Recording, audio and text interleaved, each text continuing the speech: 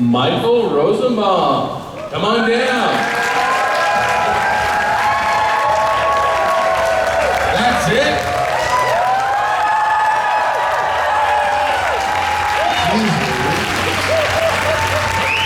So this guy is the best Lex Luthor, right? Best Lex Luthor? I'll say who's really important here. You left somebody out. Oh, I thought you were going to Kristin! Come on down. Give it up! I can't stand to fly.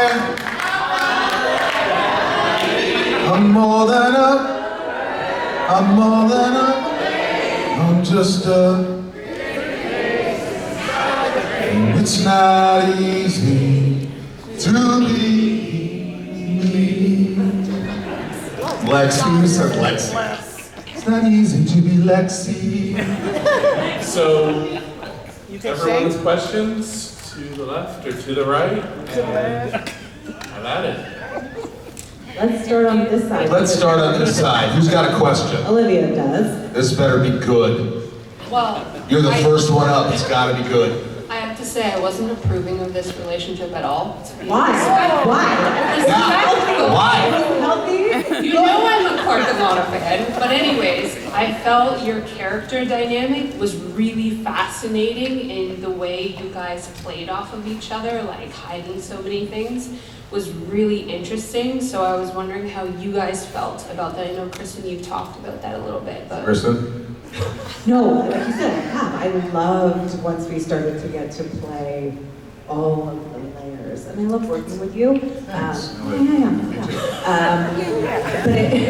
But it was just such a joy to come to work and start to just have so much going on. Dig in. Yeah. There's a lot of meat. Yeah, there was a lot, and a lot of secrets, and I like how she's slowly, she's, starts to dress differently and look different, all of it. It was quite fun for me.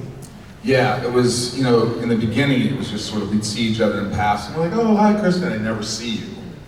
And then when we started working together, it was just really fun. We didn't really know each other, and then we kind of, Yeah, we developed a nice friendship that season of the show. Yeah, really, really nice. It was fun. It was fun. Especially Lexmas. I love Lexmas. Lexmas was fun. It's a great episode. What Lex could have had. Left side. Hey, Kristin. Hi, Michael. Hello. Hi. I have a question for you. I view fame as somewhat of a superpower. And I mean, you can just acknowledge us, say hello, and it makes our day, and that's a really cool thing. How have you been able to use your superpower, and I know there's a downside to it, how have you been able to use your superpower of fame to do good in this world? I thought you were saying fame.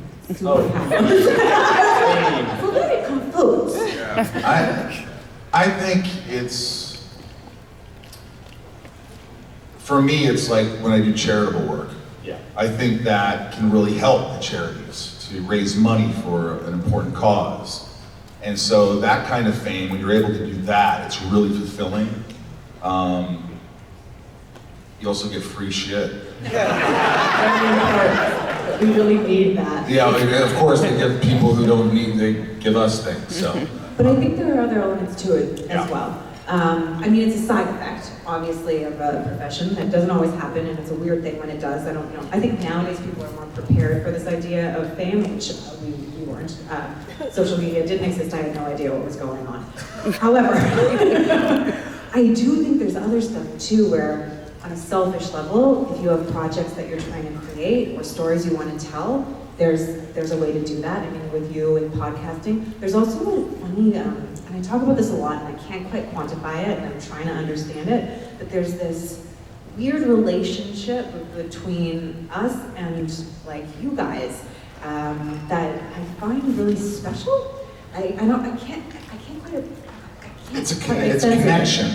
And we can change the show itself in a way through our interaction and through your interaction with each other. It starts to make whatever Alan Miles created into something else entirely, where we have like a whole other experience of it that I find kind of fascinating. Yeah, and you can use your fame, some people use it for not great things. And some people use it for, you know, being, like I said, being kind and charitable work and making someone happy. And, you know, when you're doing a show like this, you don't realize the impact it has on others. And certainly before social media, when we were doing the show, we didn't really know how it affected you guys. Yeah. And it wasn't until we came to the conventions that we realized, you know, somebody was like, hey, I was stationed in Iraq and we used to watch Smallville and it got us through it. And I'm like, what? It starts to make you realize that you did something inadvertently by being on a show, you know, or connection with someone and their father, that this is what we had. You know, I watched, every Tuesday night, I watched Smallville with my dad, and he hated Lex, but I loved Lex. And I wanted to emulate him. yeah, so there's something beautiful about that. You hear so many stories, and it definitely has an impact on me. And you have made me a better person, for sure. So, yeah. It's true, yeah. Thanks for doing good work. Thank you. I have a question for each of you. So for Kristin, if someone had to be cast to play Michael in a biopic, who do you think would nail his personality? And then flipped, Michael, if someone had to be cast as Kristin, who do you think would nail her I do think that it is the guy from The Bear. I think he's kind of cute. I think he's charming. He's a good That's actor. the most important part of this. Yeah, is I it think an that okay choice for I you? think that's a compliment. It is. Yeah. Okay, good. Yeah, I don't know why you laughed. I was hoping for Ryan Gosling. I mean, he's so good he could pull it off. Yeah. Kristin. That's tough. It is. It's so unique. I don't know, like a young Angelina Jolie. Whoa. I don't know, or who's the woman from Lost? Evangeline Lilly. Yeah, well, in terms of her, like, she's like sort of stunning, like her outer appearance. No, personality. Well, I'm talking about appearance here. You're pleasant to look at, and you're also Angelina Jolie's depth. Thank you, Michael. You're welcome. Thank you.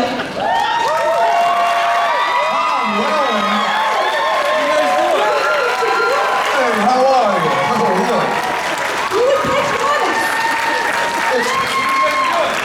Oh, we're just hanging out late I was on. going to the table, and I was wondering if you guys weren't at your table, so Well, there's nobody in line, so we decided to come here to. Yeah, we're doing thank all you right. for checking out. Okay, good. Yeah, if you can give me a bag of Doritos, that'd be great. Any questions? Tom, if you could pick one actor to play Kristin. Impossible. That's the answer I should have known.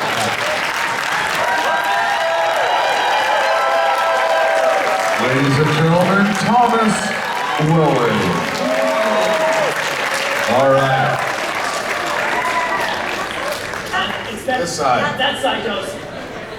Hey Michael, hi Kristin. This question's for Kristin. Talk louder into the mic, sir. There you go, Sorry. not that loud. This is my first question here, so. Kristin, you were the best part of season 6. Your performance was. Thank you. It was so interesting to watch with Lana being such an internal person, and you like, every episode it seems like you evolve. You were just talking about how you changed outfits and stuff, and just thought that was great. I was just wondering if you Changed outfits? Yeah, I know what he Saying means. that. Oh, you know what he means. You were saying- It was just great how you changed outfits. We know where you're coming from. But I was wondering if you could contrast what it was like in season 6 versus like some of the earlier seasons where maybe it wasn't quite so, you didn't evolve so much. Yeah, I mean, I actually found Lana in the early seasons much harder to play. Just to go back a little bit, so like in high school when I was doing drama, I always picked the scenes and the characters that were like the most tortured. That was what I was like super drawn to. So playing someone that seemed so bright in some ways and soft and all of that felt really strange for me. Also, I didn't know what I was doing, but the shift is so distinct where everything she's feeling and thinking is kind of being hidden and only released in very strategic ways means that she is constantly in this analysis of what to reveal and what not to reveal, which is much more of the villainous standpoint. I feel like often the good people are much more open. They are more of an open book. And I liked being able to play in that. And early Lana couldn't do that. Yeah, you weren't ever really like Lana. You were always sort of mysterious and, well, you were a child, essentially, right? You were young, so you were growing into yourself, and you were sort of shy, and you were sort of introverted, and there was a lot of things that we weren't seeing in the first seasons because you weren't given that. And then later on, you got to kick some ass. So that was nice seeing. Yeah. Excellent. So my question is mainly for Kristin. Oh, great. You're killing me. So Smallville was the first time that we got to see two actors that played Lana perform, because Annette was previously Lana.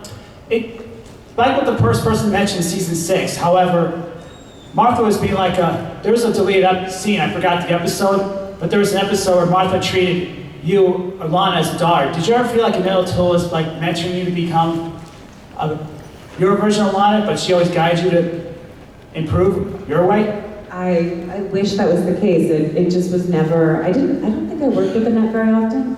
She was the loveliest she is the loveliest human being. She's a wonderful actor. Oh my God, is she ever fantastic. I just didn't get a chance to be around her that much. I was always nervous around Annette as well. I didn't get nervous around a lot of people. Why? I think it's because I wanted to impress her. I wanted to show her that I could act. And so I had to step it up. And it felt like she was watching me, but she wasn't. She definitely wasn't. No, but and you get in your head, and you're like, I want to show this person that I've got the goods, I can do this. And but she was always very flattering. And when she'd come and you were so good last night. We watched the episode, and it meant so much to me. She has no idea, so yeah. She's pretty special. Yeah. You're late. No. Where were you? We were having selfies with Tom. Tom's selfies, and he was up here. I love you too. I love you too. Now sit down. A little ranking system. So I've been asking everyone this question, and I know at the ladies panel you already answered, Kristin, but you're welcome to answer again.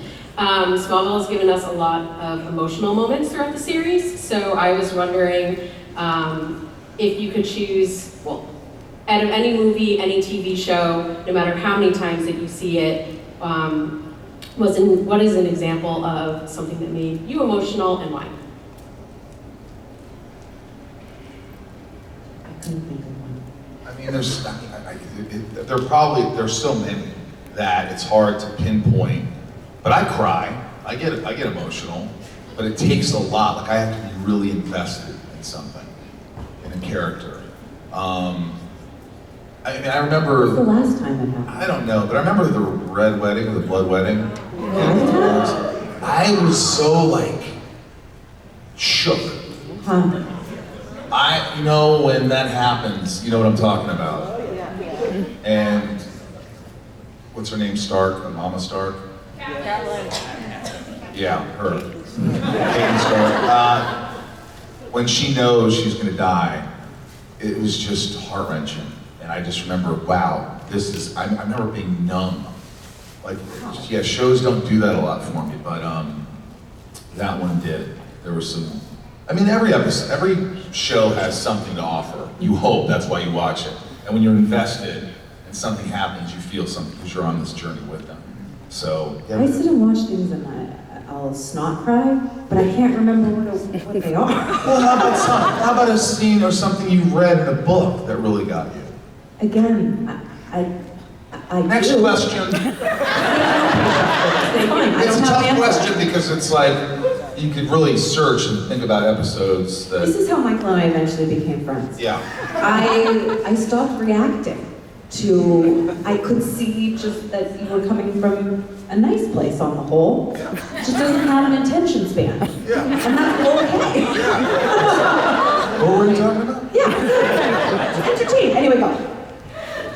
So my catchphrase while watching the show has been justice for Lex, because every time someone hates him for something, it's something that they do to him, but he forgives them while they attack him.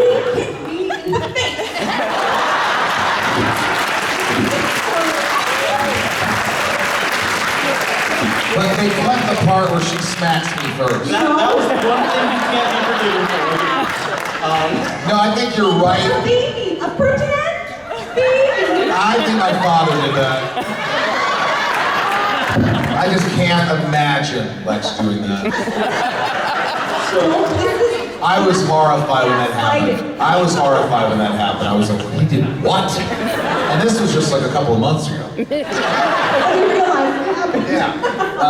But earlier on, if you're talking before those moments, in the first 5, 6 seasons or whatever, there were a lot that, you're like, well, they've been lying to him, they've been deceiving him, they've been, look at Jonathan Kemp, what a dick. He never gave me a chance. I agree with that. And my father, he tortured me and threw me out of a window. You can blame me for that? So my question with all that is, how much of it was, obviously the characters influence each other, how much came from the writers and how much did you get to put in your own thoughts and feelings into your character to make that development happen based on what everyone was interacting around you?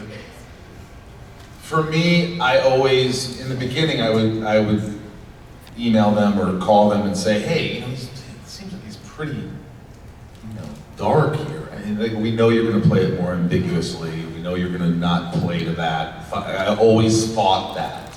And I wanted it to be, he's more stoic, he's more, you don't know what he's thinking.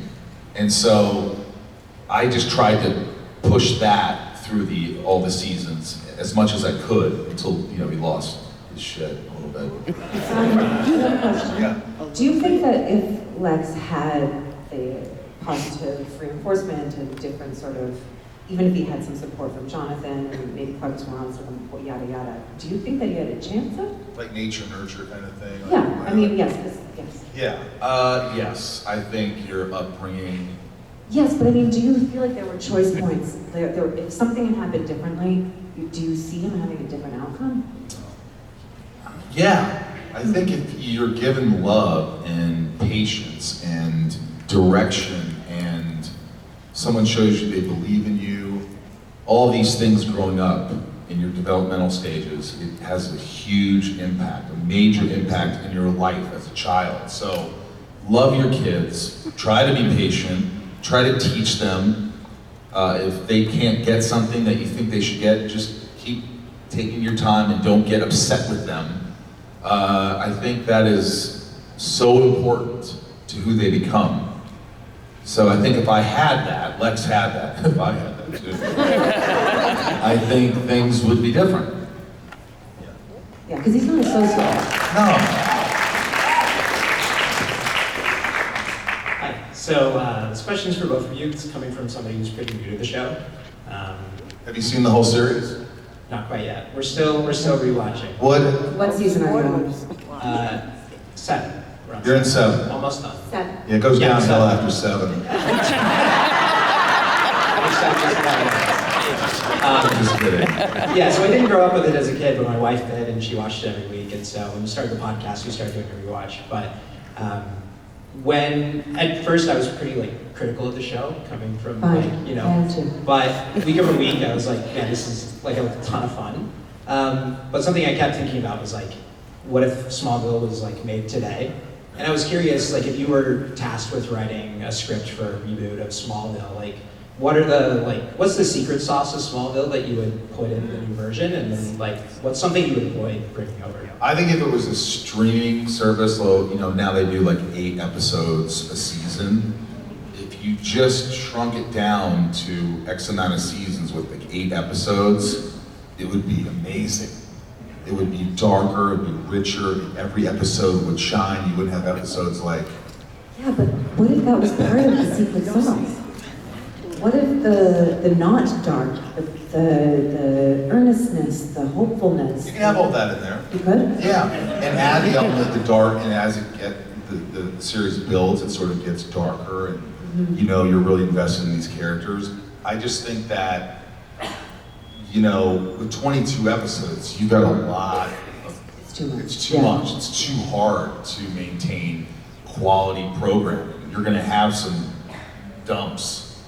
You know, I have a question for you you're gonna guys. just have it, it's just normal. Would you want to get rid of all of those filler episodes? See?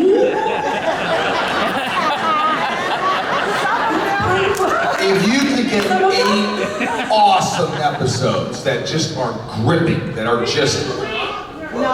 No Freak of the Week? You want Freak of the Week? It gets a little old, but I do understand there's some Freak of the Weeks that work. I just think that was sort of heavily relied on in the beginning, which I understand why, because you're making 22 episodes and you have to have the filler. But for me, I want to binge watch and just, I can't wait. I want the story to be pushed forward. I don't want to have like a great episode and then go, what happened to the storyline? Why did we stay with that? That was good. Are there any shows that are 20-something a season that you love? I doubt it.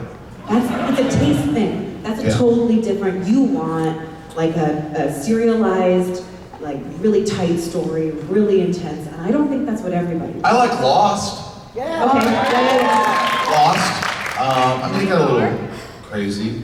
I'm trying to think. You know, like different strokes. Next question. But I understand where you're coming from. I'm just being honest. Hi, Michael and Kristin. I was wondering if the Talon had a karaoke night, what song do you think your characters would choose to sing? I can't stand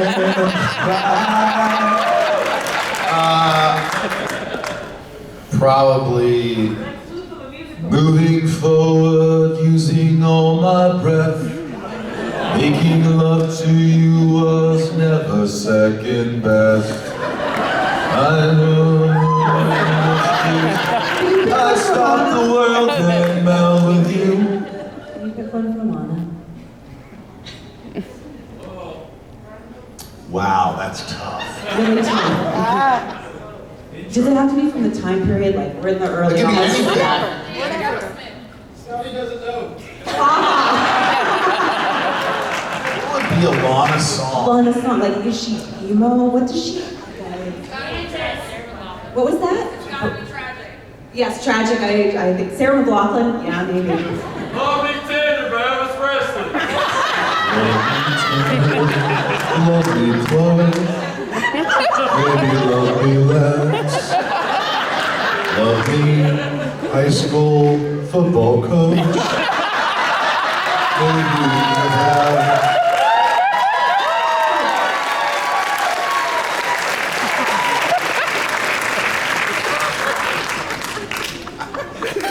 Okay. Oh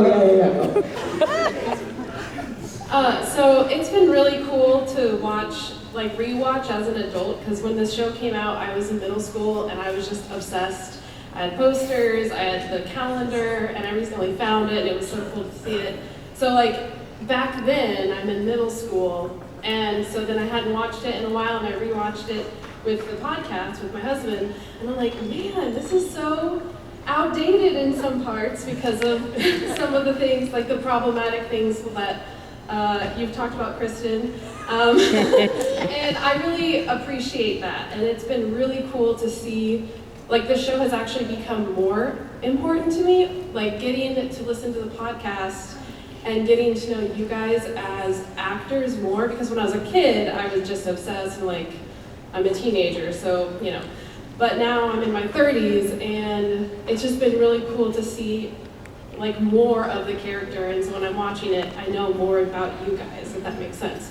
Yeah. And so it just means a lot more. So my question, I kept on trying to think, what do I want to ask them? And I actually just want to know, like, what more about you guys? What are more of your, like, if you had to pick a book of fiction, or any kind of book, it doesn't have to be fiction, but your favorite book that it's like your comfort book that you go back to over and over again.